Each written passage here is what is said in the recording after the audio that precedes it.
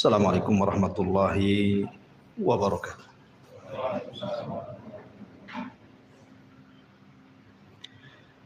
Alhamdulillah wassalatu wassalamu ala Rasulillah wa ala alihi wa sahbihi wa mawalah wa la hawla wa la quwata illa billahi wa ba'd. Alhamdulillah, sebuah tema yang saya ambil dari perkataan seorang ulama salaf, Zubair ibn Awam radhiyallahu an. Beliau mengatakan, man istata'a minkum an yakuna lahu khib'un min amalin salihin falyaf'al.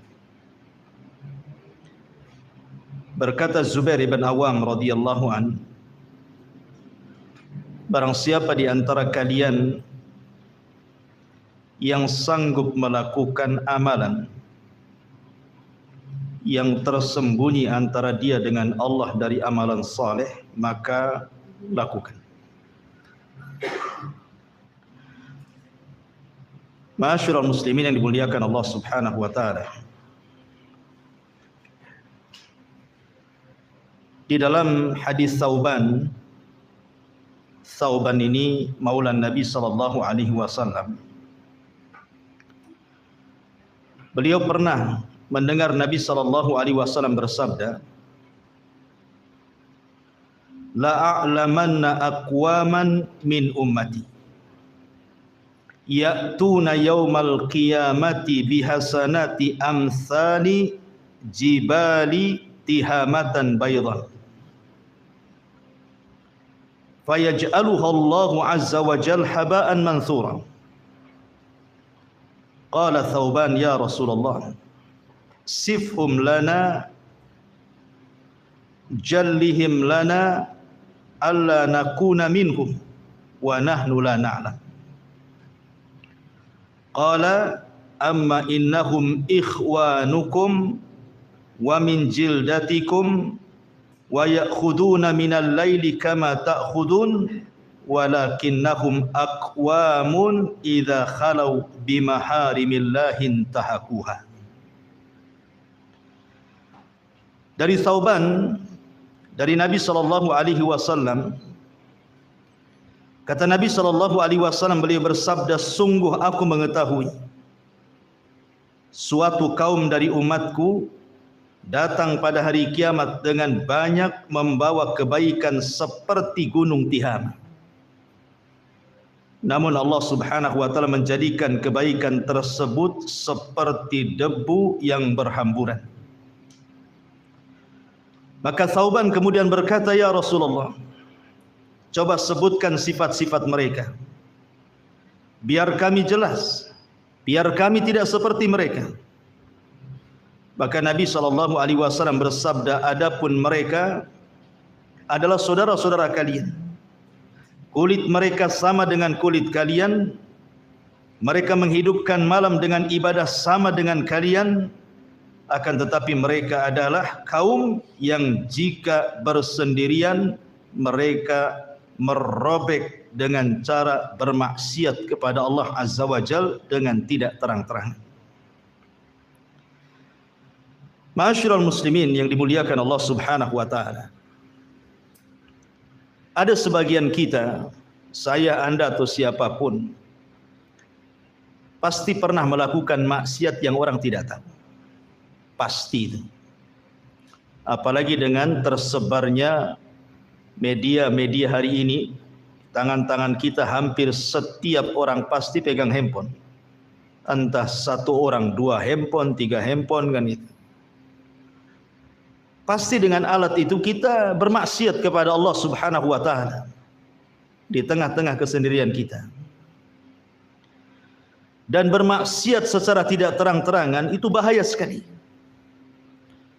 Dari hadis Thauban ini kita simpulkan bahwa sampai ada orang-orang yang sholat malamnya tidak pernah putus, ibadahnya tidak pernah putus, dan dia mendatangkan pahala itu seperti gunung Tihama, saking banyaknya. Tapi rupanya amalan-amalan itu dihancurkan oleh Allah Subhanahu wa taala gara-gara dengan maksiat yang tidak terang-terangan. Lihat bahayanya maksiat tidak terang-terangan itu, menghabiskan semua amalan. Yang ingin saya katakan, kalaulah kita memang tidak bisa meninggalkan maksiat yang tidak terang-terangan itu, maka jadikan di sisi lain amalan-amalan yang juga dilakukan tidak terang-terangan. Amalan itu maksudnya antara kita dengan Allah saja yang tahu. Kenapa demikian? Karena tadi sudah saya katakan bahwa kalau orang melakukan perbuatan maksiat dan tidak diketahui orang, bersendirian merasa lezat dengan maksiat, menggugurkan amalannya, maka sama halnya orang yang melakukan ibadah sembunyi-sembunyi, hanya dia yang tahu dengan Allah saja, maka pahalanya akan banyak. Artinya bahwa kalau dalam satu hari itu kita 1-2 kali melakukan kemaksiatan yang tidak terang-terangan, maka satu hari itu juga gunakan waktu untuk ibadah tidak terang-terangan kepada Allah Azza wa Jalla. Supaya apa? Supaya keburukan itu dicampur adukan dengan kebaikan. Dan Allah Subhanahu wa taala mengatakan dalam surah Hud ayat 114, innal hasanat yudhibnas sayyi'at. Kebaikan-kebaikan itu bisa menggugurkan keburukan. Artinya kalau seandainya tazaham berkumpul maksiat yang tidak terang-terangan dengan kebaikan yang tidak terang-terangan, mudah-mudahan kebaikan itu bisa mengalahkan maksiatnya. Karena bagaimanapun Nabi SAW mengatakan dalam hadis Abi Hurairah radhiyallahu an, lama qadallahu al-khalqa kataba indahu fawqa arsy inna rahmati sabaqat ghadabi, wa fi riwayati lil Muslim inna rahmati taghlibu ghadabi. Kata Nabi SAW, ketika Allah Subhanahu wa taala menciptakan makhluknya, maka Allah Subhanahu wa taala mencatat seluruh takdirnya di sisinya, di atas arsy-Nya. Kemudian Allah mengatakan, sesungguhnya rahmatku akan mendahului kemurkaanku. Dalam riwayat, sesungguhnya rahmatku bisa mengalahkan kemurkaanku. Artinya bahwa kalau seandainya kita selingi maksiat yang tidak terang-terangan dengan kebaikan yang tidak terang-terangan juga, boleh jadi kebaikan yang tidak terang-terangan itu mendatangkan rahmat, sementara maksiat yang tidak terang-terangan itu mendatangkan azab. Boleh jadi rahmat yang Allah turunkan itu bisa mengalahkan kemurkaannya, azab yang diturunkan. Makanya kenapa Nabi SAW mengatakan, lau ya'lamul mu'min ma indallah minal uqubati ma tami'a bi jannatihi ahad, walau ya'lamul kafir ma indallah minar rahmati ma qanata min jannatihi ahad. Kalaulah seorang mukmin itu mengetahui bagaimana murkanya Allah Subhanahu wa taala, tidak ada orang yang hendak masuk surga karena ketakutan dengan kemurkaan Allah Subhanahu wa taala. Tetapi kalau seandainya orang kafir itu tahu betapa luasnya rahmat Allah, tidak ada satupun orang kafir yang putus asa untuk masuk ke dalam surga. Ma'asyiral muslimin yang dimuliakan Allah Subhanahu wa taala, terlebih Nabi SAW mengatakan, ittaqillah haitsu ma kun wa addi'il as-sayyi'atal hasanata tamhuha wa khaliqin nas bi khuluqin hasan. Kata Nabi SAW, bertakwalah kepada Allah dimanapun anda berada, dan ikutilah keburukan dengan kebaikan, niscaya kebaikan itu bisa menghapus keburukan. Maka sebagai muqaddimah, saya katakan bahwa biasakan kita melakukan amal yang hanya tahu antara kita dengan Allah saja. Sebagaimana kita sudah terbiasa melakukan maksiat yang hanya tahu kita dengan Allah, manusia tidak tahu. Supaya antara kejahatan yang kita lakukan dengan kebaikan itu berperang di situ. Dan kebaikan itu pasti mengalahkan kejahatan. Baik ma'asyiral muslimin yang dimuliakan Allah Azza wa Jalla. Lalu apa faedahnya? Kenapa para ulama sangat menganjurkan kepada kita untuk melakukan amalan yang kalau bisa amalan itu tidak ada yang tahu kecuali kita dengan Allah saja? Ikhwan, ada seorang ulama salaf, Al-Hasan Al-Basri rahimahullahu ta'ala. Beliau mengatakan, in kana ar-rajulu laqad jama'a al-Qur'ana wa ma yash'uru bihi an-nas. Wa in kana ar-rajulu laqad faqaha al-fiqha al-katsira wa ma yash'uru bihi an-nas. Wa in kana ar-rajulu la yusalli as-salata at-tawilata fi baitihi wa indahu zuwari wa ma yash'uru bihi wa laqad adrakna aqwaman ma kana 'alal ardi min amalin yaqdiruna an ya'maluhu fis sirri fayakunu 'alaniyatan abada. Lihat bagaimana indahnya perkataan Hasan Al-Basri.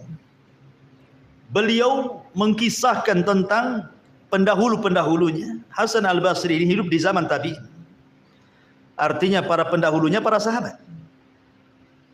Beliau mengatakan ada orang di zaman para sahabat, seolah-olah beliau ingin mengatakan seperti itu. Sungguh telah mengumpulkan Al-Quran, menghatamkan Al-Quran, membaca Al-Quran, dan manusia tidak tahu kalau dia menghatamkan Al-Quran.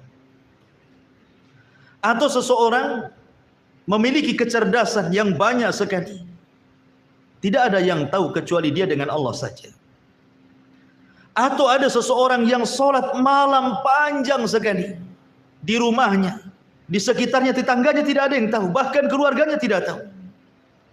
Tetapi kata Hasan Al-Basri, beliau bercerita di zamannya ini, laqad adrakna aqwaman, tapi kami mengetahui sebuah kaum, ma kana 'alal ardi min amalin yaqdiruna an ya'maluhu fi sir.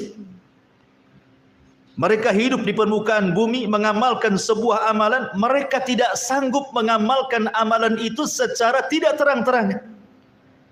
Fayakunu 'alaniyatan abada, maka selamanya dia ingin menampakkan ibadahnya kepada manusia. Ini Hasan Al-Basri bicara di zamannya. Sekarang kita bicara di zaman kita, ikhwan. Hampir semua kita ataupun kaum muslimin umumnya, kalau melakukan amal soleh itu rasanya ingin dilihat orang, kan? Kalau bisa solat kita itu tampaklah kepada orang. Kalau bisa puasa kita ini tampak kepada orang. Kalau bisa bacaan Quran ini dapatlah pujian orang. Kalau bisa sedekah ini dapatlah kemudian ucapan-ucapan baik dari orang. Seolah-olah tidak ada ibadah yang harusnya disembunyikan menjadi terang-terangan, kan? Karena di zaman Hasan Al-Basri saja itu sangat disayangkan oleh Hasan Al-Basri terjadi seperti itu. Apalagi kita yang jauh di sana dengan para salafun saleh. Kita hidup di zaman fitnah. Makanya hidup di zaman fitnah ini agak sulit kita ini untuk menyembunyikan sebuah amalan.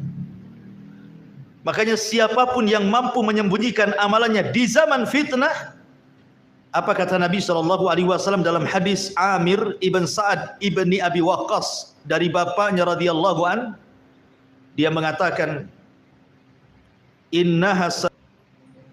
kata Nabi SAW, innaha satakunu ba'di fitanun au qala umurun khairun nasi fiha al-ghaniyul khafiyut taqi. Masyaallah. Sungguh akan datang setelahku, kata Nabi SAW, berbagai macam fitnah. Sebaik-baik manusia adalah orang-orang yang merasa cukup dan menyembunyikan amalannya. Gak usah pakai ini, kejepit kayaknya. Ada gangguan. Kita lanjutkan. Sebelum kita lanjutkan, sedikit kita akan berbicara tentang Al-Quran atau Qasasul Quran yang bicara soal amalan sirriyah. Bagaimana keutamaannya, baru kita bicara tentang hadis-hadis Rasul, baru beberapa qasasus salaf, kisah-kisah salaf, supaya menjadi ibrah dan pelajaran bagi kita. Baik. Ma'asyiral muslimun yang dimuliakan Allah Subhanahu wa taala. Di dalam surah Yusuf, saya kira kita semua sudah tahu kisahnya siapa? Nabi Allah Yusuf alaihi salatu wassalam. Dijelaskan di dalam Al-Quranul Karim tepat pada ayat 23. Wa rawadathu allati huwa fi baitiha an nafsi wa ghallaqatil abwabi wa qalat hayta lak qala ma'adzallah innahu rabbi ahsana mathwaya innahu la yuflihu zalimun. Dan perempuan yang dia Yusuf tinggal di rumahnya menggoda dirinya, dan dia menutup pintu-pintu lalu berkata, kemarilah mendekat kepadaku. Maka Yusuf berkata, aku berlindung kepada Allah, sungguh tuanku telah memperlakukan aku dengan baik. Sungguh orang-orang zalim itu tidak akan beruntung. Kemudian juga Allah mengatakan ayat selanjutnya, walaqad hammat bihi wa hamma biha laula an ra'a burhana rabbih kadzalika nasrifu anhu as-su' wal fahsya innahu min ibadinal mukhlasin. Dan sungguh perempuan itu telah berkehendak kepada Yusuf, dan Yusuf pun berkehendak kepadanya, sekiranya dia tidak melihat tanda dari Tuhannya, demikianlah kami palingkan darinya keburukan dan kekejian itu. Sungguh dia Yusuf termasuk hamba kami yang terpilih. Ikhwatul fiddin, muliakan Allah Azza wa Jalla. Kita semua tahu kisah Nabi Yusuf ketika digoda oleh siapa? Zulaiha, wanita yang sudah membesarkannya 10 tahun, tiba-tiba menaruh cinta yang luar biasa sejak diambil sampai 10 tahun dia menunggu waktu itu. Akhirnya kemudian cinta itu sudah meledak, tidak sanggup lagi dirahasiakan oleh Zulaiha. Akhirnya dia pun mengemukakan cinta itu dengan cara ingin melakukan perzinahan dengan Nabi Yusuf. Makanya kemudian suatu malam atau suatu hari Yusuf dimasukkan ke ruangannya, kemudian dikunci seluruh pintu dan juga jendela. Tidak ada orang yang tahu kecuali dia dan Yusuf. Artinya, kalau seandainya Nabi Yusuf alaihi salatu wassalam bukan laki-laki yang afaf, menjaga kehormatannya, bisa saja terjadi perzinahan antara dia dengan Zulaiha. Bagaimana tidak? Zulaiha wanita cantik, wanita yang memiliki kedudukan. Di satu sisi Yusuf seorang musafir, jauh dari keluarganya, masih bujangan lagi. Artinya bahwa memungkinkan melakukan zina itu tidak mustahil bagi Yusuf. Apalagi dijelaskan dalam Al-Quran, wa qad hammat bihi wa hamma biha. Wanita itu mau, Yusuf pun mau sebenarnya. Tetapi kalau bukan karena Yusuf alaihi salatu wassalam melihat burhana Rabbi, kekuasaan Allah Subhanahu wa taala, ada yang mengatakan diingatkan dengan ayahnya Yakub. Ada yang mengatakan Allah Subhanahu wa taala memasukkan kesadaran dalam hatinya. Ada yang mengatakan dia malu dengan patung yang ada di ruangan itu kemudian ditutupnya. Sadarlah dia. Akhirnya dia pun menolak ajakan Zulaiha. Tidak mau berzina. Dia menjaga kehormatannya dan tidak melakukan maksiat secara sembunyi-sembunyi, berkhianat kepada majikannya. Bahkan walaupun diancam ketika itu kan. Kalau engkau tidak mau melakukannya, saya akan penjarakan engkau. Tapi Yusuf mengatakan, as-sijnu ahabbu ilayya. Bahwa penjara itu lebih baik bagiku dibandingkan mengikuti seruan. Dari sini kisah Nabi Yusuf ini mengajarkan kepada kita tentang menghindar maksiat dengan tidak terang-terangan dan beribadah kepada Allah juga tidak terang-terangan, menjaga kehormatan. Untuk tidak melakukan perzinahan karena Allah Subhanahu wa taala. Makanya Allah Subhanahu wa taala memuji Yusuf dan mengatakan, innahu min ibadinal mukhlasin. Sesungguhnya Yusuf dari hamba-hamba kami yang terpilih. Karena dia sanggup menghindari maksiat tanpa terang-terangan dan mendekatkan diri dengan pun tidak terang-terangan. Hanya dia yang tahu dengan Allah Subhanahu wa taala saja. Ini kisah yang pertama. Kisah yang kedua disebutkan dalam surah Al-Anbiya ayat 87. Kisah siapa? Kisah Nabi Allah Yunus alaihi salatu wassalam. Ketika Nabi Allah Yunus alaihi salatu wassalam meninggalkan kaumnya, padahal Allah belum mengizinkan. Belum mengizinkan Nabi Allah Yunus untuk meninggalkan kaumnya. Tetapi Yunus pergi karena kemarahannya, kaumnya tidak ada yang beriman.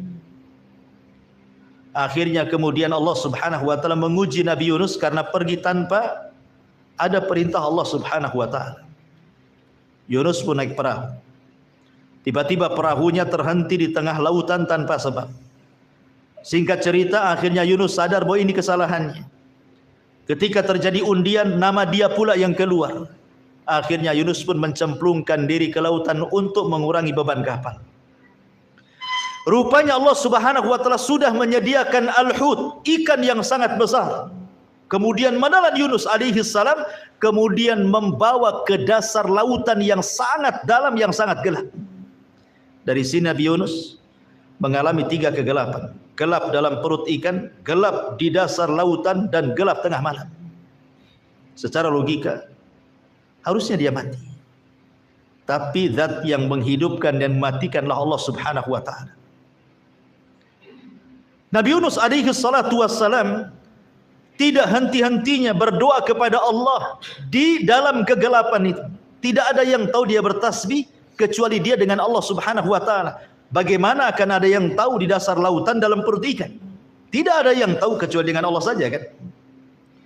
Sehingga Allah Subhanahu wa taala berfirman dalam surah Al-Anbiya 87, "Fanada fi dhulumati alla ilaha illa anta subhanak inni kuntu minadh dhalimin."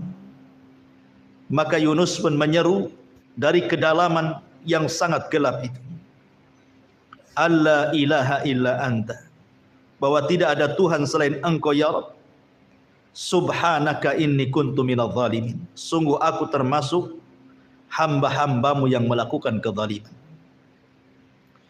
Yunus alaihi salam terus berdoa dan bertasbih serta berzikir di perut ikan itu.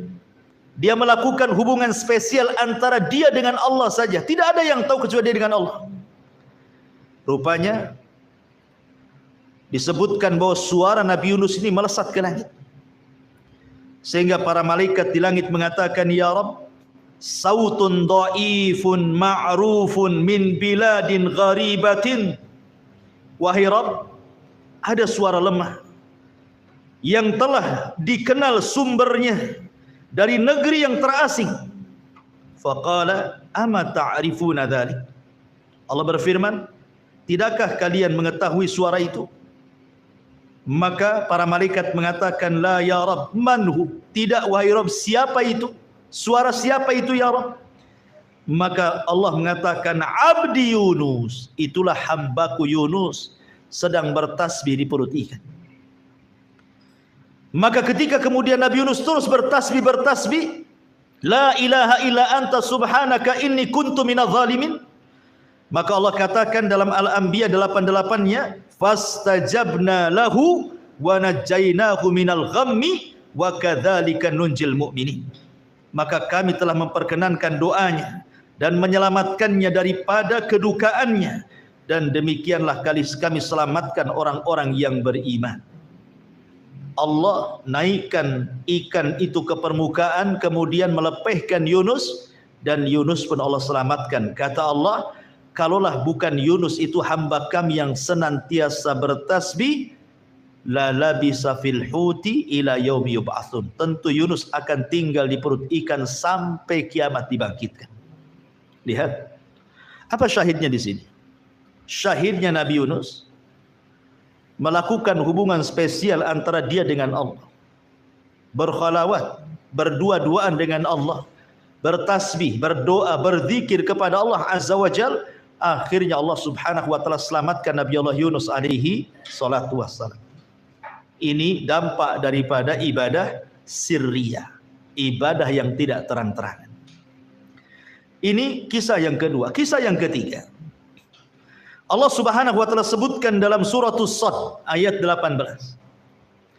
Ketika Allah Subhanahu wa taala menceritakan tentang kisah Nabi Allah Dawud alaihi salatu wassalam. Apa kisahnya? Nabi Allah Dawud alaihi salatu wassalam diberikan mukjizat oleh Allah Subhanahu wa taala. Apa mukjizatnya? Berupa suara yang sangat indah. Jelaskan dalam kisah Israiliyat, dia memiliki 70 suara. Satu suara lebih indah dibandingkan suara yang lainnya. Suara yang lainnya lebih indah lagi dibandingkan suaranya, dan begitu seterusnya. Dan Allah Subhanahu wa taala jelaskan, inna sakharnal jibala ma'ahu yusabbihna bil asyi wal isyraq. Sungguh kami telah menundukkan gunung-gunung untuk bertasbih bersama Daud pada waktu pagi dan petang. Artinya begini, ahli tafsir menjelaskan bahwa Nabi Allah Daud itu terkadang di pagi hari atau di petang hari dia keluar sendirian, meninggalkan keluarganya, meninggalkan kaumnya, difokuskan hanya untuk beribadah sendirian, yang tahu hanya dia dengan Allah saja. Terkadang dia pergi ke bukit, terkadang dia pergi ke gunung. Sesampainya di bukit atau di gunung tersebut, terkadang kemudian Nabi Allah Dawud membuka zaburnya, kemudian membaca zabur sendirian, dengan niat hanya Allah saja yang tahu bacaan zabur yang dikumandangkan oleh dia dengan suara yang indah. Apabila dia sudah mulai membaca zabur itu, karena indah sekali suaranya, tiba-tiba langit gelap. Bukan gelap karena awan gelap, tetapi burung dari mana-mana datang menutupi kepala Daud. Saking banyak gunung-gunung, burung-burung itu. Kemudian burung-burung itu meminta izin kepada Allah untuk bertasbih bersama Daud, menirukan langgamnya, zaburnya Daud. Akhirnya ketika setiap kali Daud membaca zabur, setiap kali itu pula burung-burung ikut berkicau, bertasbih bersama Daud. Bahkan dikisahkan sampai burung-burung itu lupa diri, saking lezatnya, khusyuknya mendengarkan suara Daud, lupa makan, lupa minum, terkadang jatuh kemudian mati.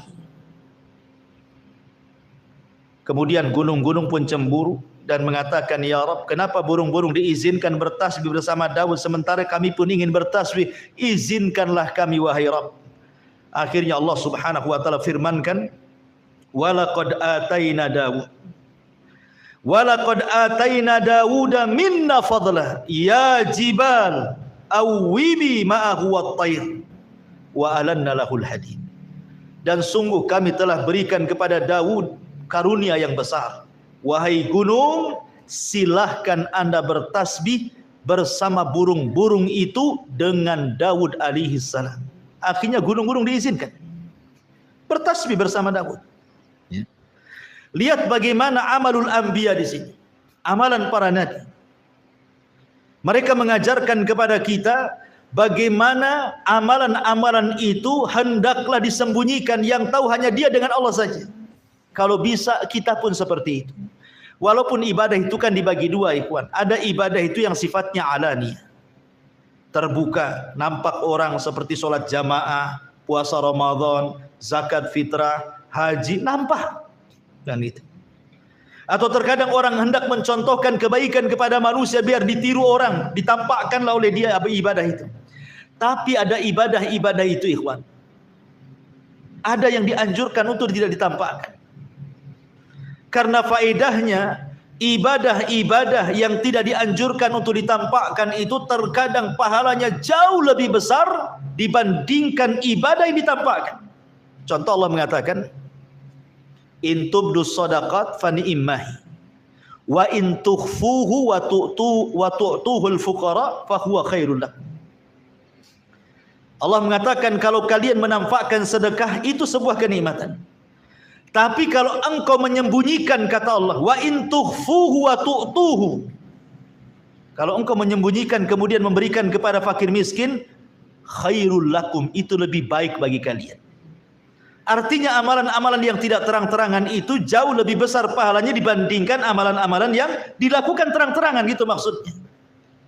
Makanya kenapa Nabi SAW sampai mengatakan sab'atun yudhilluhumullahu fi dhillihi yauma la dhilla illa dhilluh, kan itu ya. Ada 7 orang yang akan mendapatkan naungan di hari yang tidak ada naungan kecuali dengan Allah. Salah satunya apa? Rasul mengatakan, rajulun dzakarallaha fafadat ainah, seorang laki-laki yang mengingat Allah tiba-tiba mencucurkan air matanya. Wa rajulun tasaddaqat biyaminih la ta'lam anhu shimalu, seorang laki-laki yang bersedekah dengan tangan kanannya, tangan kirinya pun tidak tahu. Lihat bagaimana Allah Subhanahu wa taala berikan ganjaran mereka mendapatkan naungan di hari yang tidak ada naungan kecuali naungan arsy Allah Subhanahu wa taala pada hari kiamat. Menunjukkan bahwa amalan yang disembunyikan itu jauh lebih besar pahalanya dibandingkan amalan yang terang-terangan. Ya. Ma'asyiral muslimin yang dimuliakan Allah Azza wa Jalla, ini kisah-kisah dalam Al-Quran. Dan kisah-kisah para nabi ini menunjukkan tentang pentingnya amalun khabi'ah atau amalun sirriyah. Kita lihat Nabi kita Muhammad sallallahu alaihi wasallam. Suatu malam Nabi sallallahu alaihi wasallam ini ketahuan sedang sholat malam oleh Aisyah radhiyallahu anha. Terkadang Rasul tidak tahu dia sedang sholat malam, mungkin istrinya tertidur. Artinya Nabi juga mencontohkan amalan-amalan sirriyah itu. Tapi satu malam Aisyah radhiyallahu anha terperanjat ketika dia sedang tertidur, kemudian kakinya Rasul tersentuh tangannya. Kemudian Aisyah radhiyallahu an meraba-raba kaki Rasul, rupanya kaki Rasul pecah dan bengkak-bengkak. Akhirnya kemudian Aisyah radhiyallahu anha ingin meringankan beban Rasul karena sudah sepuh juga. Pagi harinya Aisyah mengatakan, ghafarallahu laka ma taqaddama min dambika wa ma ta'akhkhar. Ya Rasulullah, bukankah Allah sudah mengampuni dosamu yang telah, yang sedang dan yang akan datang? Cukupkanlah yang wajib-wajib, sudahlah yang sunnah-sunnah itu tinggalkan. Karena melihat kasihan Nabi SAW saking rajin ibadah tengah malam itu sampai pecah-pecah gitu kakinya. Tapi Nabi SAW mengatakan, afala akunu abdan syakur, salahkah saya menjadi hamba yang bersyukur? Di sini juga Nabi SAW mengajarkan bagaimana ada amalan-amalan itu hendaklah kita sembunyikan, yang tahu hanya kita dengan Allah saja, gitu maksudnya. Berupa sholat malam yang tidak ada yang tahu kecuali Allah Subhanahu wa ta'ala. Ma'asyiral muslimin yang dimuliakan Allah Azza wa. Kemudian beberapa hadis, baru kita akan cerita beberapa kisah. Hadis yang pertama, hadis yang dikeluarkan Imam Muslim. Nabi mengatakan, innallaha yuhibbul abda taqiyan naqiyal khafiyah. Sesungguhnya Allah suka dengan seorang hamba yang bertakwa, yang membersihkan jiwa, dan yang menyembunyikan amalannya tanpa diketahui manusia. Dari sini menunjukkan sebab kecintaan Allah kepada hambanya, salah satunya apa? Menyembunyikan amalan. Selain memperbanyak pahala, juga menjadikan kecintaan Allah kepada hambanya. Kemudian hadis yang kedua, hadis yang dikeluarkan Abu Umamah. Hadis dari yang dikeluarkan oleh atau yang diriwayatkan oleh Abu Umamah dari Nabi SAW. Nabi mengatakan, sana'iul ma'ruf taqi masari as-su' wa sadaqatus sir tudfi'u ghadaba rabbi wasilatur rahimi tazidu fil umri. Kata Nabi SAW, setiap perbuatan baik itu bisa menghindarkan kematian su'ul khatimah, dan sedekah yang tidak terang-terangan bisa memadamkan kemurkaan Allah, dan silaturahim bisa menambah umur. Syahidnya di sini, wa sadaqatus sir tudfi'u ghadaba Rabbi. Sedekah yang tidak terang-terangan bisa meredamkan kemurkaan Allah. Kemudian hadis yang ketiga, hadis dari Amir ibn Sa'ad ibn Abi Waqqas radhiyallahu anhu, ataupun hadis yang lainnya, hadis yang dikeluarkan oleh Bukhari dan Muslim tentang sab'atun yudhilluhumullahu fi dhillihi yauma la dhilla illa dhilluh, yang sudah saya tadi sebutkan. Salah satunya Rasul mengatakan wa rajulun dzakarallah khalian, seorang laki-laki yang bersendirian mengingat Allah, fa fadat ainah, kemudian dia mencucurkan air matanya. Wa rajulun da'athu imra'atun dzatu mansabin wa jamalin faqala inni akhafullah. Dan seorang laki-laki yang diajak berzina oleh seorang wanita yang cantik dan memiliki kehormatan, tapi laki-laki ini menolak dan mengatakan saya takut kepada Allah. Wa rajulun tasaddaqa bi sadaqatin fa akhfaha hatta la tu'lam shimaluhu ma tunfiq yamini. Seorang laki-laki yang bersedekah dengan disembunyikan sampai tangan kiri tidak tahu apa yang disedekahkan tangan kanannya. Tiga perkara ini ibadatus sir. Bersendirian tengah malam mengingat Allah, tiba-tiba menangis. Menolak ajakan zina dengan seorang wanita dan mengatakan aku takut kepada Allah. Sedekah dengan tangan kiri sampai sedekah dengan tangan kanan sampai tangan kiri tidak tahu. Ini semua sedekahtus sir namanya. Amalan-amalan sir. Dan lihat pahalanya akan mendapatkan naungan di saat manusia sedang kepanasan, dia pula kedinginan. Ya. Ma'asyiral muslimin, dan banyak lagi hadis-hadis yang menjelaskan tentang pentingnya menyembunyikan amal. Karena begini, ikhwan. Kita tahu bahwa asal ibadah itu harus ikhlas kepada Allah, kan? Asal ibadah itu harus ikhlas. Wa ma umiru illa liya'budullaha mukhlishina lahuddin. Kenapa kita harus ikhlas? Karena Allah tidak berhajat dengan kita. Allah itu ghani, maha kaya. Dia tidak butuh dengan kita. Kita yang butuh dengan Allah. Sebab itulah maka diperlukan ikhlas dalam beribadah. Karena kita yang berhajat kepada Allah, bukan Allah yang berhajat kepada kita. Makanya kenapa Al-Imam Al-Bukhari sampai mencantumkan di dalam kitab sahihnya, di hadis pertama dalam bab kaifa bad'il wahyi, bagaimana wahyu diturunkan, hadis Umar bin Khattab radhiyallahu anhu, innamal a'malu binniyat. Itu pula hadis yang pertama dicantumkan oleh Imam Bukhari di permulaan kitab sahihnya. Apa alasannya? Dijelaskan oleh Imam Ibnu Battal rahimahullahu taala. Apa kata beliau? Wa inna ma qaddamal Bukhari haditha innamal a'mal binniyat fi awwali kitabihi liyu'lama annahu qasada fi ta'lifihi wajhallahi azza wajalla. Apa kata Imam Ibnu Battal? Beliau mengatakan maksudnya Bukhari ketika meletakkan permulaan sahihnya dengan hadis Umar bin Khattab innamal a'malu binniyat, supaya diketahui, kata Imam Ibnu Battal, bahwa tujuan Imam Bukhari mengarang Sahih Bukhari itu adalah karena ikhlas untuk Allah saja.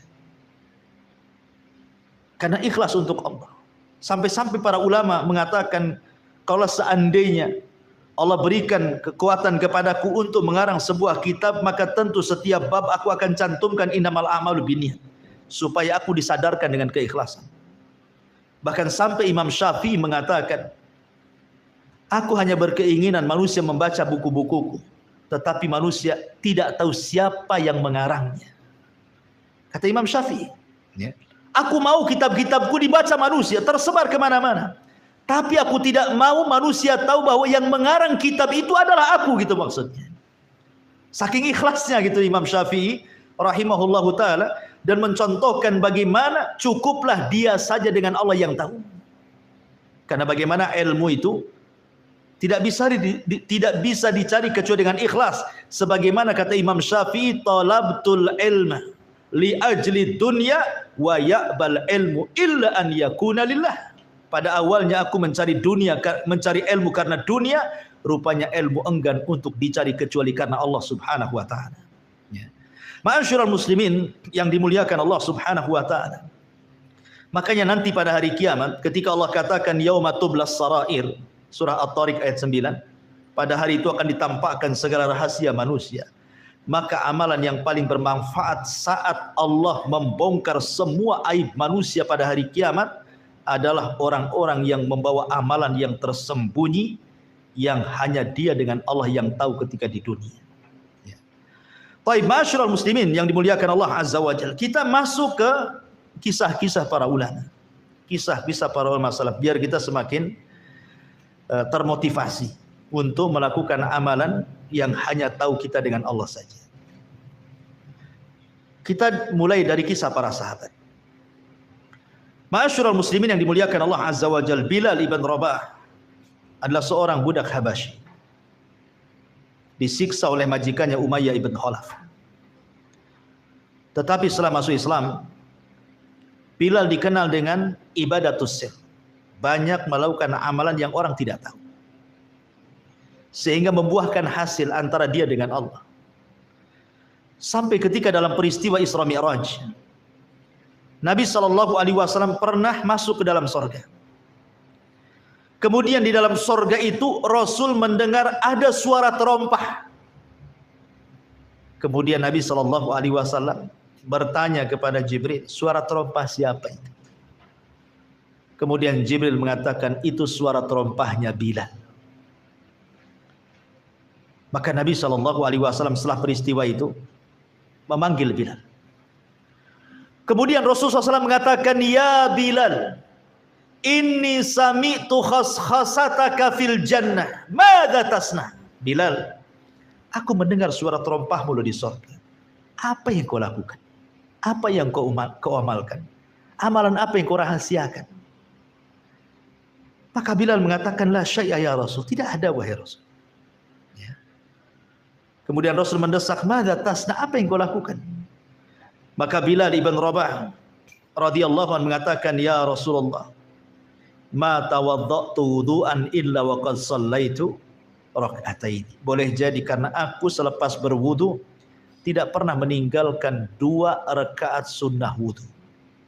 Karena Bilal itu dikenal tidak pernah membatalkan wudu. Kalau wudu batal, wudu lagi. Batal wudu lagi. Batal wudu lagi. Itu Bilal.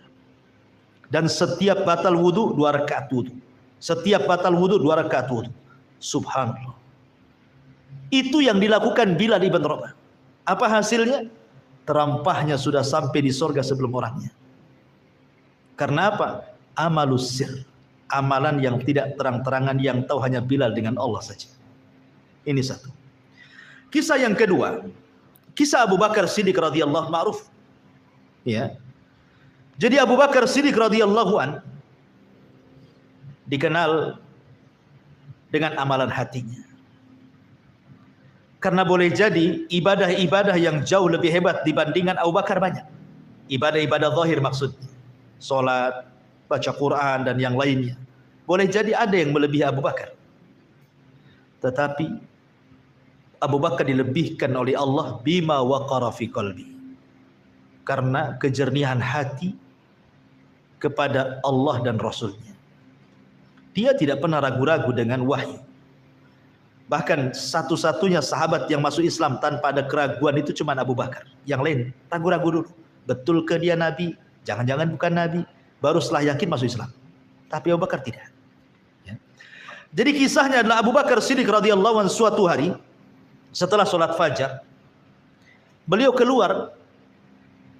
Dan itu dilakukan bukan sekali 2 kali, berkali-kali. Sehingga membuat perhatian Umar bin Khattab radhiyallahu anhu. Curigalah Umar ini, kemanalah si Abu Bakar ini? Kenapa setelah sholat subuh dia langsung pergi? Biasanya duduk, sahabat yang lain menunggu syuruk, kemudian sholat sunnah syuruk kan gitu. Ini langsung pergi, masih gelap. Diikuti oleh Umar.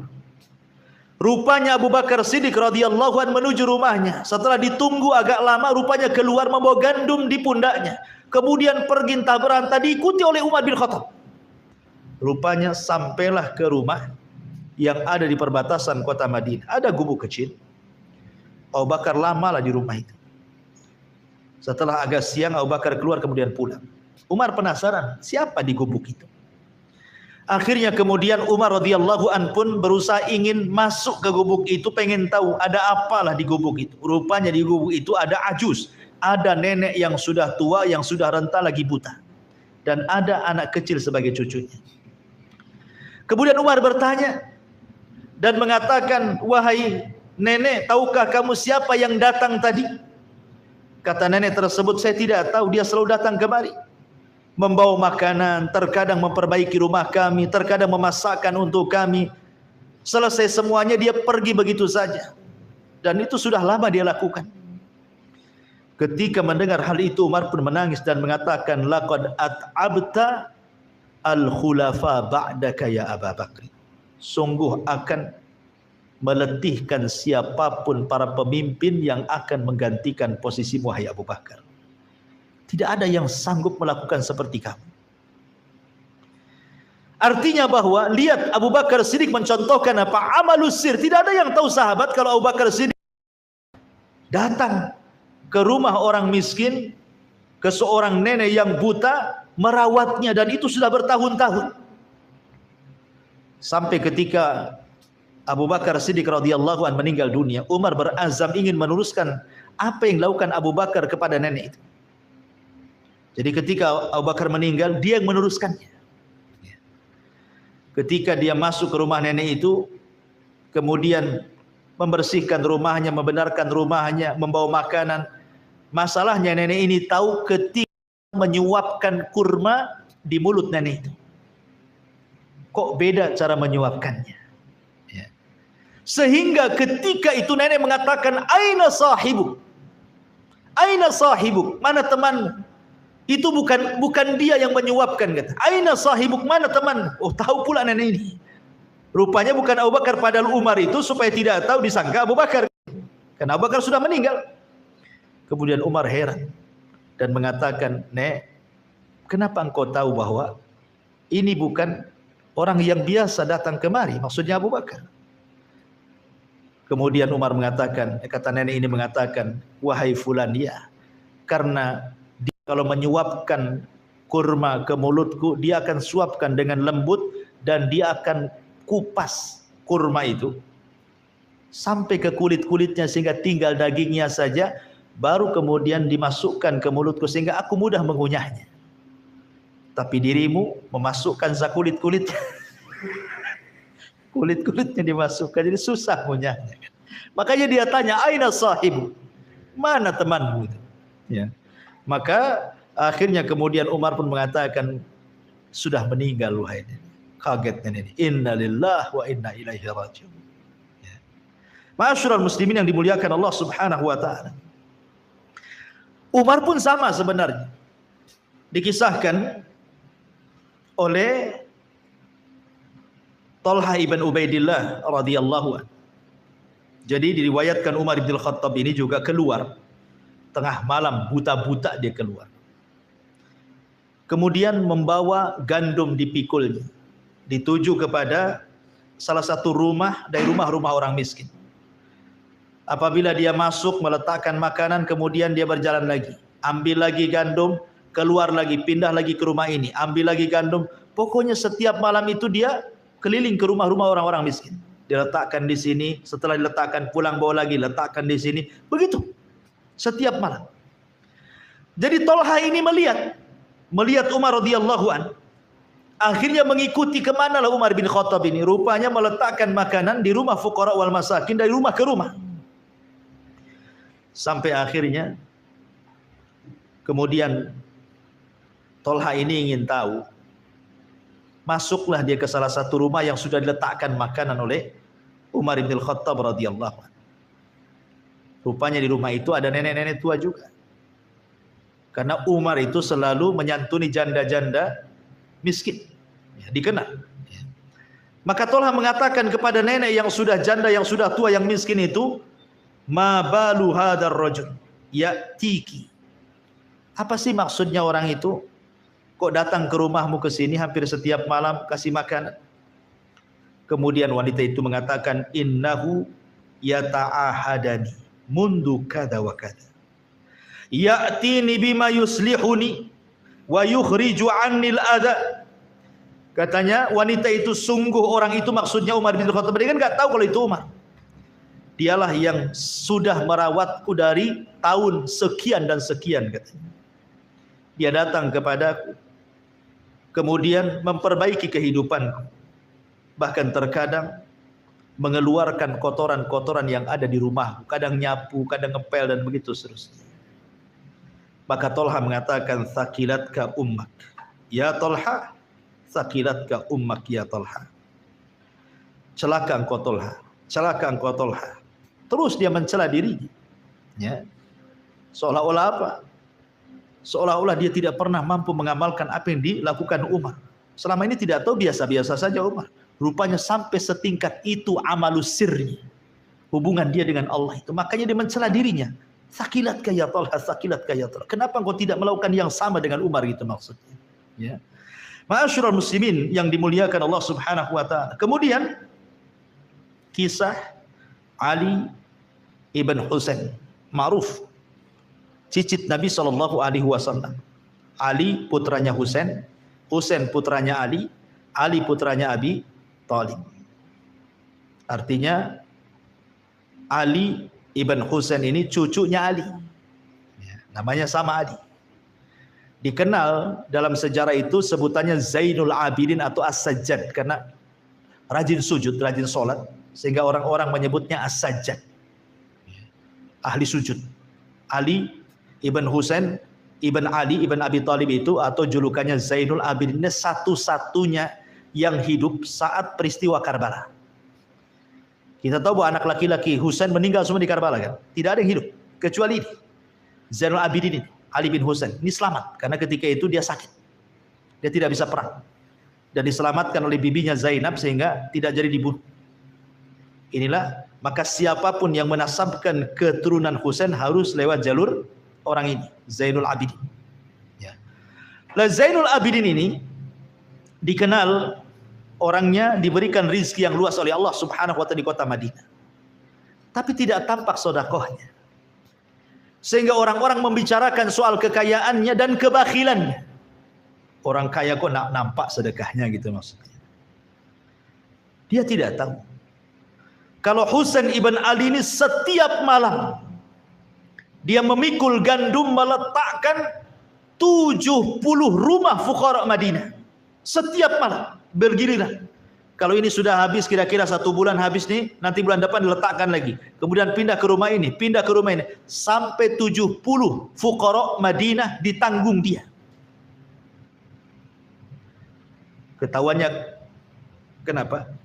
Setelah dia meninggal. Dikisahkan oleh Amr ibn Thabit rahimahullahu ta'ala. Lamma mata Ali ibn Husain faghassaluhu ja'alu yanzuruna ila athari sauda'a bi dhahrihi. Ketika dia meninggal, Ali bin Husain ini, orang-orang memandikannya, maka orang-orang yang memandikan itu melihat di balik punggungnya seolah-olah dia setiap hari memikul benda berat, karena nampak hitam kapalnya itu di belakang, ya. Faqalu, dan mereka mengatakan, ma hadza, apa ini?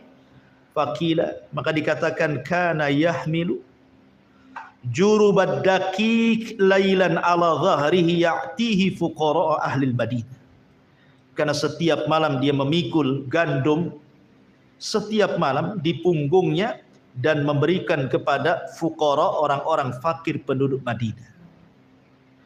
Bahkan dikatakan oleh Muhammad ibn Ishaq, seorang ahli sejarah, kana nasun min ahli al-Madinati ya'ishuna la yadruna min aina kana ma'ashuhum. Ada orang-orang fakir Madinah itu yang tidak tahu soal kehidupan mereka. Kok mereka bisa makan padahal mereka enggak kerja? Kok ada aja makanan depan pintu mereka itu? Falamma mata Ali bin Husain, ketika Ali bin Husain meninggal, apa yang terjadi? Faqadu makanu yu'tuna bihi fil lail. Tiba-tiba hilang makanan-makanan itu di pintu-pintu fuqara Madinah itu. Sudah tidak ada lagi yang dimakan. Dari situlah tuduhan-tuduhan kepada Husain ibn Ali bahwa dia bakhil, tidak bersedekah, tidak benar. Dan Allah Subhanahu wa taala singkap kebenarannya. Orang pun menyesal, Tapi begitulah terkadang orang itu kebaikan baru diketahui setelah meninggal kan. Kalau orang belum meninggal itu tidak tahu kebaikannya. Kalau sudah meninggal barulah teringat tuh, duhai beliau masih hidup. Kenapa beliau cepat meninggal dan begitu seterusnya. Ya, ini contoh ulama salaf. Kemudian contoh yang lain, ma'asyiral muslimin yang dimuliakan Allah Azza wa Jalla, dikisahkan oleh istri daripada Hasan ibn Abi Sinan rahimahullahu taala, seorang tabi'in yang mengkisahkan itu istrinya. Suaminya dikisahkan. Hasan ibn Abi Sinan namanya. Kana yaji'u fayadkhulu ma'i fi firashi. Thumma yukhadi'uni kama tukhadi'ul mar'atu sabiyah. Fa idza alima anni qad nimtu salla nafsahu fa kharaja thumma yaqumu fayusalli. Ini suami saya katanya, istri Hasan ibn Abi Sinan ini. Kalau malam ya layaknya seorang suami masuk ke kamar istrinya, kemudian tidur di sampingnya, kemudian membentangkan selimutnya. Kalau istrinya sudah mulai ngorok, sudah mulai tidur tuh, pelan-pelan dia turun dari ranjang supaya tidak mengagetkan istrinya. Kemudian apa? Kemudian dia menipu istrinya. Boleh jadi meletakkan guling ke sebelahnya gitu ya.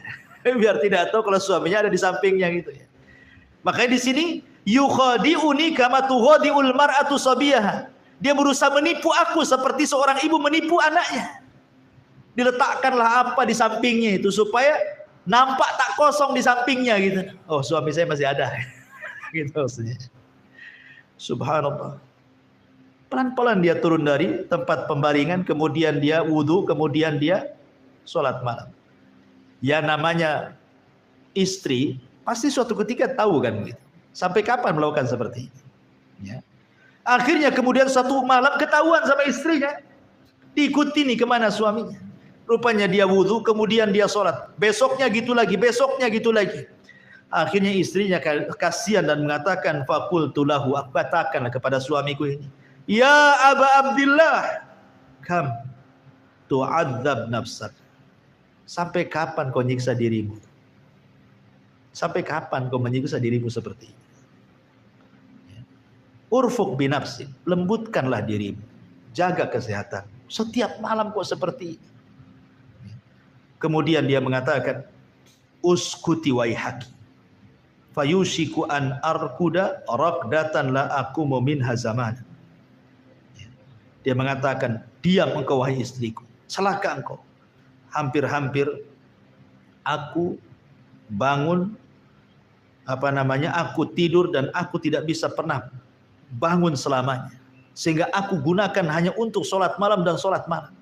Seolah dia mengatakan, aku tidak mau mati dalam posisi tidur. Kalaupun aku harus mati, aku dalam posisi sholat malam. Gitu maksudnya. Nah, luar biasa gitu. Nah, kalau antum pergi ya entah tahu kemana. Istri nyari-nyari, nggak ada di kamar. Ada di ruang tengah, ada curiga. Kan itu. Ma'asyiral muslimin yang dimuliakan Allah Azza wa Jalla. Makanya Imam Malik ikhwan. Imam Malik itu ajaib kisahnya. Imam Malik itu satu-satunya imam madhab yang para penguasa takut dengan dia. Bayangkan, biasanya ulama takut penguasa gitu. Makanya di zaman Khalifah Ma'mun, banyak para ulama yang takut dengan penguasa terpaksa mengatakan Al-Quran makhluk. Ini enggak, penguasa yang takut kepada Imam Malik. Mulai dari pusat sampai penguasa, gubernur di bawahnya, semua takut sama Imam Malik. Dan semua para ulama menghormati Imam Malik. Dan semua orang-orang awam mengagumi Imam Malik. Luar biasa. Padahal Imam Malik itu tidak rihlah seperti ulama yang lain. Dia hanya belajar di Madinah saja. Dia tidak keluar dari Masjid Nabawi. Belajar sama ulama yang ada di Masjid Nabawi saja. Dia tidak pernah, ke Mekah pun tidak dia belajar. Hanya di Madinah saja. Tapi lihat, pengaruh Imam Malik luar biasa. Sampai kata Syafi'i, Imam Syafi'i mengatakan, idza dzukira najmu famalikun najm. Apabila disebut soal bintang, maka Maliklah bintangnya. Kenapa Imam Malik diberikan haibah, karismatik yang luar biasa sampai ditakuti para penguasa, dihormati para ulama, dimuliakan masyarakat awam? Kata Imam Ibnul Mubarak rahimahullahu ta'ala, ma ra'aitu rajulan irtafa'a mithla Malik ibn Anas laisa lahu kathiru salatin wala siyamin illa an takuna lahu sariratun ma'allah. Lihat, ini yang kasih rekomendasi tazkiyah ini bukan sembarang orang. Abdullah ibn Mubarak, ulama dunia. Ya. Kata Abdullah ibn Mubarak, aku tidak melihat seseorang yang diangkat derajatnya seperti Malik ibn Anas, katanya. Dia tidak dikenal banyak puasanya, tidak dikenal banyak sholat malam. Kayak biasa, orang biasa lah, orang soleh biasa. Ya. Ya tidak rajin kali sholat malamnya, tidak rajin juga puasa sunnahnya, tidak, biasa saja. Tetapi kata Abdullah ibn Mubarak, boleh jadi Allah mengangkat derajat Imam Malik itu kenapa? Illa antakuna lahu sarirah. Boleh jadi karena ada hubungan spesial antara dia dengan Allah yang kita tidak tahu. Ya.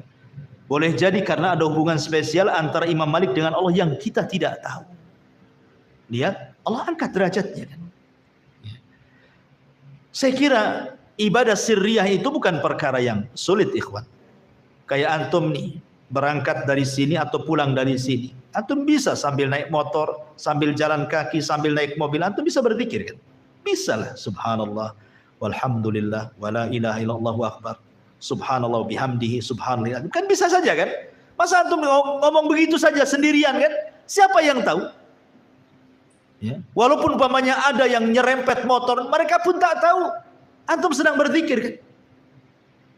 Atau mungkin antum berpuasa. Kalau puasa Ramadan semua orang tahu lah puasa Ramadan. Tapi puasa sunnah, sampai ada ulama salaf itu berpuasa sunnah 40 tahun, tidak ada yang tahu, sampai keluarganya pun tidak tahu. Jadi ketika dia pergi ke pekerjaannya, dia bawa bekal. Disangka oleh istrinya untuk makan dia. Rupanya sampai jalan disedekahkan bekalnya. Kemudian pulang sore barulah dia buka. Selama 40 tahun tidak tahu istrinya. Itulah masalah sampai seperti itu. Artinya kalau seandainya seseorang sholat malam, cukup 2 rakaat sajalah. Kalaupun kita tidak bisa sampai 11 rakaat sama dengan Rasul atau 13 rakaat kan gitu. 2 rakaat jadilah. Pamannya habis isya lah, sholat witir 1 rakaat pun boleh lah kan begitu. Tidak ada yang tahu kecuali Allah dengan antum saja. Antum masuk kamar, istri tak tahu, tak ada, sholat seolah-olah tidak seperti sedang sholat, biasa saja. Kan bisa saja kita lakukan seperti itu. Makanya Taqiyuddin itu kakeknya Ibnu Taimiyah. Ibnu Taimiyah itu punya kakek namanya Taqiyuddin, pengarang kitab Multaqo, syarahnya Nailul Autar yang dikarang oleh Imam Syaukani, syarahnya itu. Matannya itu namanya Multaqo. Yang ngarang itu kakeknya Ibnu Taimiyah namanya Taqiyuddin. Imam Taqiyuddin ini sampai dijelaskan tuh biografinya itu. Saking dia tidak mau ada satu waktu luput pada kehidupannya untuk belajar, terkadang dia suruh, Ibnu Taimiyah masih kecil tuh, kalau dia mau buang hajat ke kamar mandi, mau buang hajat lah, itu Ibnu Taimiyah suruh bacakan hadis keras-keras di luar tuh. Jadi dia tidak mau sampai waktu buang hajat, tidak mau terlewatkan begitu saja. Jadi cucunya Ibnu Taimiyah baca kok keras-keras di luar sana, biar masuk suaranya ke kamar mandi gitu maksudnya. Kan tidak masalah. Yang dilarangkan tidak boleh baca di kamar mandi. Ya, baca Quran tidak boleh di kamar mandi. Tapi kalau seandainya suara murotal yang masuk ke kamar mandi tidak masalah, kan nggak di kamar mandi kan itu. Tapi yang ingin saya katakan dalam biografinya Taqiyuddin ini, beliau kalau ada masalah dirundung masalah, tidak bisa keluar dari masalah itu. Apa yang dilakukan dia? Dia cari masjid yang ada di Baduy, yang nggak pernah dimakmurkan orang, yang nggak pernah orang sholat di situ. Kemudian dia sholat di situ. Kenapa? Supaya orang tak tahu. Baru dia bermunajat kepada Allah Azza wa Jalla. Seperti itu. Ya. Itulah yang dilakukan ulama, saking ingin punya hubungan spesial antara dia dengan Allah itu sampai nyari-nyari masjid yang tidak dimakmurkan orang. Baru dia masuk sholat di situ, baru berdoa gitu ya. Ini kan luar biasa. Siapa yang bisa melakukan seperti itu gitu maksudnya. Bahkan Abdullah ibn Mubarak itu kalau jihad, dia tutup semua kepalanya itu, sampai matanya aja yang kelihatan, supaya orang tidak tahu bahwa dia Ibnu Mubarak. Sampai suatu ketika di Mubarozah menang. Mubarozah itu adu tanding maksudnya. Ini musuh kuat kali. Banyak pasukan kaum muslimin, adu tanding selalu kalah. Akhirnya Abdullah bin Mubarak, ulama pemberani mujahid nih. Dia tutup tuh kepalanya sampai hanya lihat matanya saja. Dia bisa mengalahkan. Habis itu dia pergi ke kerumunan pasukan, nggak ada lagi orang tahu.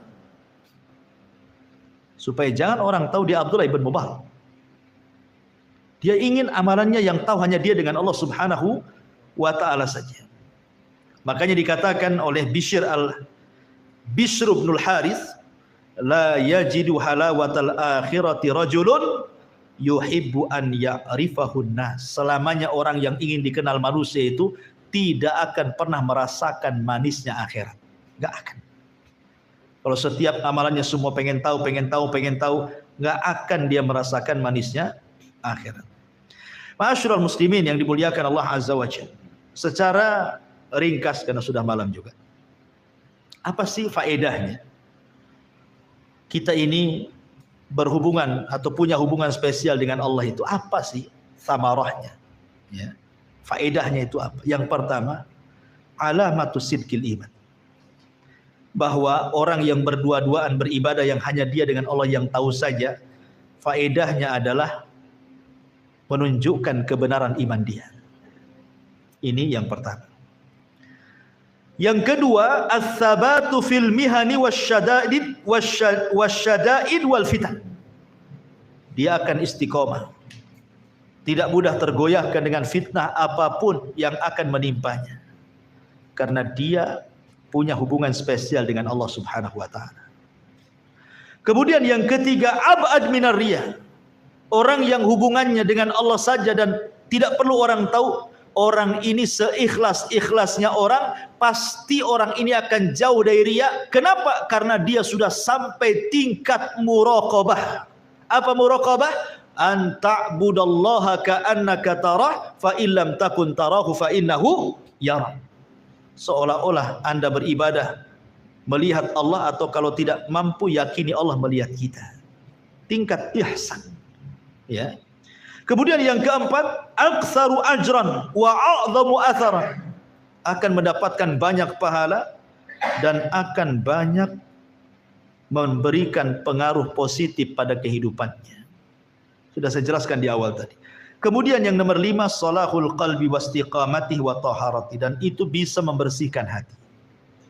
Membersihkan hati dari riya, membersihkan hati dari takabbur, membersihkan hati dari ujub. Karena amalan itu kan dua penyakit yang paling bahaya kan, riya dan ujub, takabbur. Ya, maka orang yang sembunyi-sembunyi dalam beribadah itu bisalah menghilangkan penyakit-penyakit seperti itu sehingga hatinya akan selamat. Al-yauma la yanfa'u malun wala banun illa man atallaha biqalbin salim. Kemudian yang nomor 7, al-qabul was-sana'ul hasan. Akan dapat penerimaan yang baik dari Allah. Bahkan dapat pujian. Karena sebab orang beramal antara dia dengan Allah saja yang tahu, itu sebab Allah cinta dengan orang ini. Ketika Allah cinta dengan orang ini, Allah panggil pertama kali Allah panggil Jibril.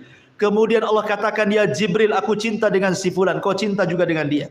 Maka Jibril akan mengatakan kepada para malaikat, hei malaikat-malaikat Allah, Allah cinta dengan si fulan, kalian pun harus cinta dengan dia. Maka Allah letakkan kecintaan di kalangan para malaikat. Setelah itu Allah letakkan kecintaan di kalangan manusia. Ya. Kemudian yang nomor 8, bahwa orang yang senantiasa melakukan amalus sir, kata para ulama, maka dia akan mendapatkan kelezatan iman. Kelezatan iman. Ya, sebagaimana disebutkan oleh para ulama, karena dia punya hubungan spesial dengan Allah masalahnya. Lalu apa saja amalan-amalan itu yang dianjurkan untuk disirkan? Pertama, sedekah. Karena sedekah sir itu bisa meredamkan kemurkaan Allah. Yang kedua, salat malam, salat nafilah. Ya. Karena itu bentuk dekatnya seorang hamba dengan Allah di sepertiga malam, karena Allah turun ke langit dunia. Kemudian puasa, karena puasa itu pahala satu-satunya yang Allah yang menentukannya. Ibadah yang lain sudah jelas nominalnya kecuali puasa. Kata Allah Subhanahu wa taala dalam hadis qudsi, kullu amal ibni adam lahu, qala Allah taala illa siyam fahuwa li wa ana azzibi. Setiap amalan Bani Adam dikembalikan kepada yang mengamalkannya kecuali puasa. Aku yang akan membalasnya. Kemudian yang nomor 4, zikir, perbanyak zikir. Karena Rasul yang mengatakan sabaqal mufarriduna bil jannah. Mufarridun itu akan mendahului kita masuk surga. Sahabat bertanya, siapa mufarridun itu Rasul? Adz-dzakirunallaha katsira wadz-dzakirat. Laki-laki dan perempuan yang banyak berzikir.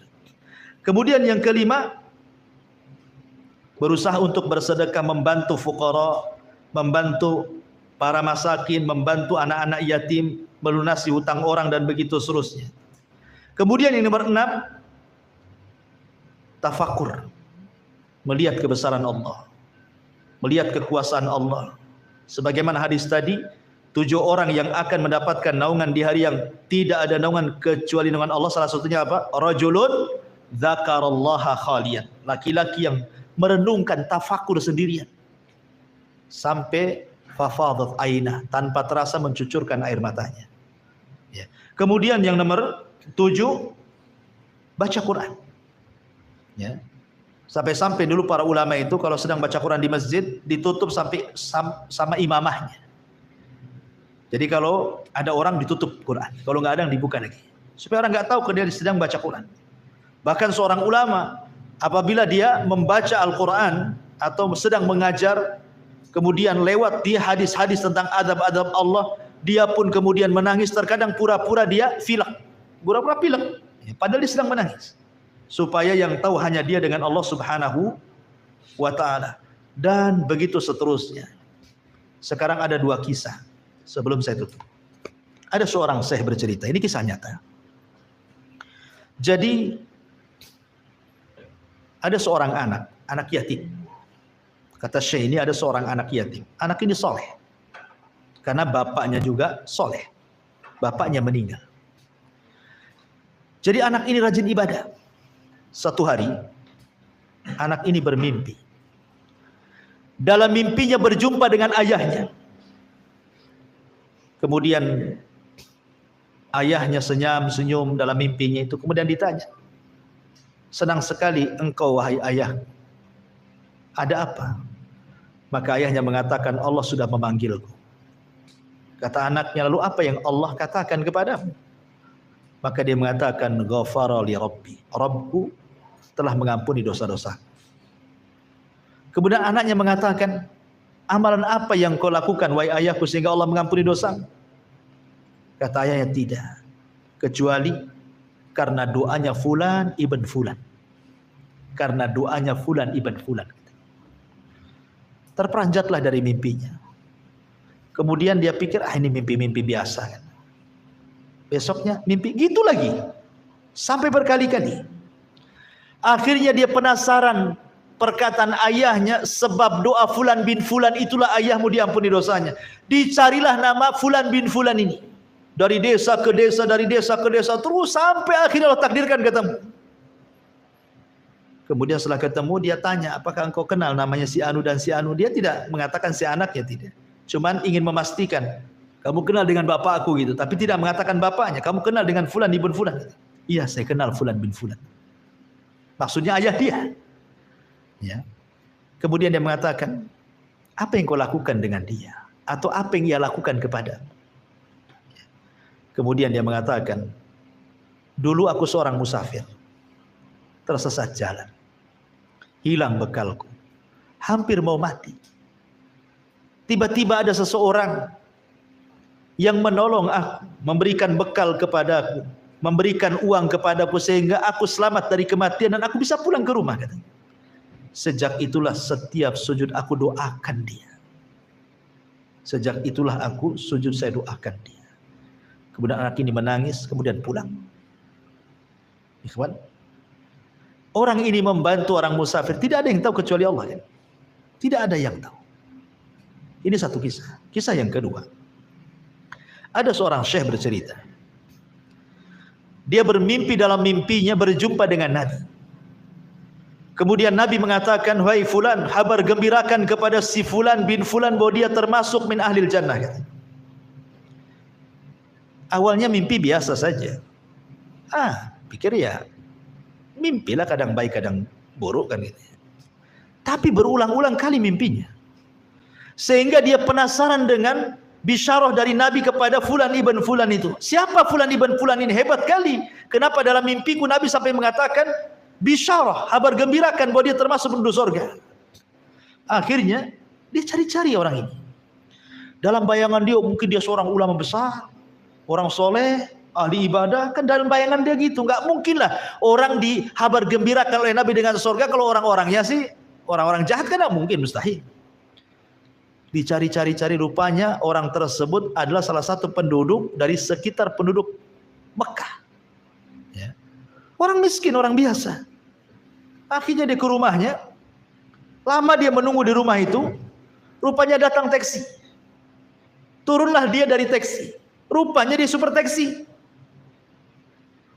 Percaya nggak percaya lah kan gitu ya. Tapi setelah ditanya apakah namamu fulan bin fulan, iya. Dia nggak yakin juga. Berani kau bersumpah namamu fulan bin fulan? Wallahi namaku fulan bin fulan. Masih nggak percaya juga. Ya. Akhirnya, bisa nggak kau izinkan aku masuk ke rumahmu, katanya.